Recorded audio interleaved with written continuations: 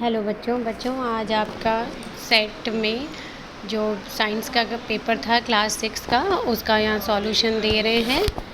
आपको एक बार समझा भी देते हैं आंसर्स। तो देखिए पहला क्वेश्चन है, सब्जियों को काटने के पश्चात धोने से कौन से पोषक तत्व पानी में घुलकर बाहर निकल जाते हैं।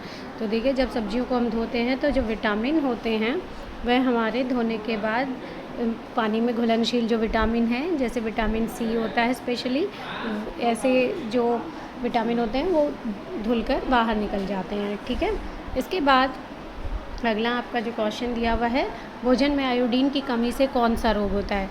तो देखिए यहाँ जो हिंदी वाला जो पोर्शन है बेटा, उसमें जो ऑप्शंस हैं वो बिल्कुल सही नहीं दिए हुए हैं। वो ऊपर वाला जो फर्स्ट क्वेश्चन था उसी के ऑप्शन दोबारा रिपीट हो गए। ये देखिए जैसे आप देख सकते हैं यही फर्स्ट क्वेश्चन के रिपीट हुए, पर इंग्लिश में जो क्वेश्चन दिया हुआ है उसके ऑप्शन ठीक दिए हुए हैं। तो deficiency of iodine in food causes goitre, तो आपका आंसर ये होगा गॉइटर, जिसे हिंदी में घेंगा रोग कहा जाता है। ठीक है, तो आयोडीन की कमी से गॉइटर या घेंगा रोग हो सकता है। तो आप सब बच्चे इंग्लिश वाले में ऑप्शन में आंसर लगा सकते हैं।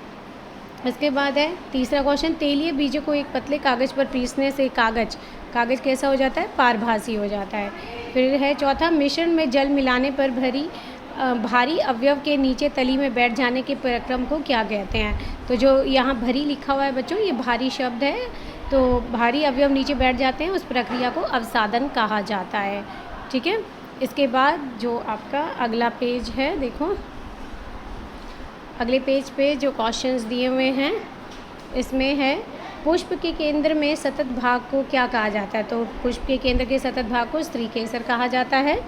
इसके बाद छठे क्वेश्चन में खाली स्थान है जिसमें लिखा है, पक्षियों में डैश की कमी से उनके अंडों का खोल मुलायम हो जाता है। तो देखो अंडों का जो खोल होता है वो कैल्शियम का बना होता है। ठीक है, कैल्शियम, वो कैल्शियम कार्बोनेट भी होता है जैसे उसमें, तो CaCO3, पर यहाँ पर हम लोग कैल्शियम लिखते हैं या कैल्शियम कार्बोनेट, आप दोनों में से कोई भी लिख सकते हो, दोनों ही सही हैं। इसके बाद सातवां है, भूसे से चावल अलग करने के प्रक्रम को थ्रेसिंग कहा जाता है। क्या कहते हैं बच्चों, थ्रेसिंग कहा जाता है। ठीक है, जब भूसा मतलब कि जो चावल के दाने हैं उनसे उसका छिलके जैसे चिपके रहते हैं और तो उसको अलग करना थ्रेसिंग के द्वारा होता है। ठीक है, प्रोटीन ऊर्जा देने वाला भोजन कहलाता है। तो ये देखिए ये असत्य है, क्योंकि प्रोटीन जो है वो ऊर्जा नहीं देता, वह क्या देता है, हमें बॉडी बिल्डिंग, मतलब हमारे जो शरीर का निर्माण करता है कोशिकाओं का। ठीक है, तो ये ऊर्जा हमें किन से मिलती है, कार्बोहाइड्रेट और वसा से, तो इसलिए ये असत्य है। इसके बाद 9वां क्वेश्चन है, भोजन में आहारी रेशे का क्या महत्व है। तो देखिए आहारी रेशे जो होते हैं बच्चों, वो भोजन को हमारे पचाने में सहायता करते हैं। ठीक है, तो भोजन को पचाने में सहायता कौन करते हैं, आहारी रेशे। इससे क्या होता है कि हमें कब्ज की शिकायत नहीं होती है। ठीक है, तो यहाँ पर ये आंसर आपका लिखा हुआ है, इससे कब्ज की शिकायत नहीं होती है, इससे बचा जा सकता है और पाचन में सहायता करता है। ठीक है, इसके बाद आपका अगला जो क्वेश्चन दिया हुआ है, देखें यहाँ पूछा गया है कि निस्यंदन विधि क्या है। तो निस्यंदन विधि जो है बच्चों, एक पृथक्करण की विधि होती है जिसमें एक ठोस और एक तरल पदार्थ, ठीक है, मतलब कौन कौन से पदार्थ होंगे, एक ठोस होगा और दूसरा होगा तरल पदार्थ। ठीक है, दोनों को अलग अलग किया जाएगा और इसको फिल्टर पत्र की सहायता से अलग किया जाता है, जिसमें तरल पदार्थ जो है वो नीचे आ जाएगा और जो दूसरा पदार्थ है वह ऊपर रह जाता है, मतलब ठोस पदार्थ फिल्टर पत्र के ऊपर बच जाता है। ठीक है, तो जैसे आप इसका एग्जाम्पल लिख सकते हैं, एग्जाम्पल में चाय की पत्ती जो होती है उसको जैसे हम लोग छान सकते हैं, चाय जो है उसको, उसमें से पत्ती ऊपर रह जाए और नीचे चाय निकल आती है। ठीक है, या रेत और पानी का मिश्रण जो होता है उसको भी हम इससे निस्यंदन विधि से छान सकते हैं। ठीक है, रेत ऊपर रह जाएगा, पानी नीचे निकल आएगा। इसके बाद अगला क्वेश्चन है आपका,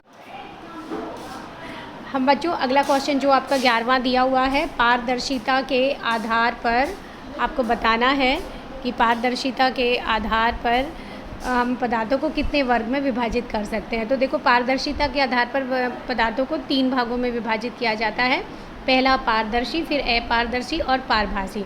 तो पारदर्शी वस्तुएं वो होती हैं बच्चों जिनके आर पार हम देख सकते हैं। ठीक है, जैसे कि कांच उदाहरण हो गया।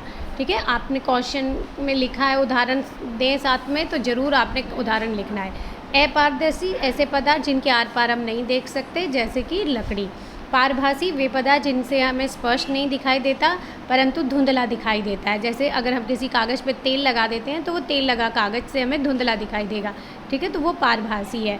तो इस तरह से ये तीनों के उदाहरण भी आप साथ में ज़रूर दें और इनकी परिभाषाएँ लिखें, ठीक है। इसके बाद अगला क्वेश्चन देखते हैं। अगला क्वेश्चन जो आपका 5 मार्क्स का है बच्चों, तो इस क्वेश्चन के लिए आपने बहुत ध्यान से चित्र बनाना है, चित्र पूछा हुआ है और सारे भागों को एक्सप्लेन करना है। तो क्वेश्चन जो लिखा है, पौधे के विभिन्न भागों का चित्र सहित वर्णन करें।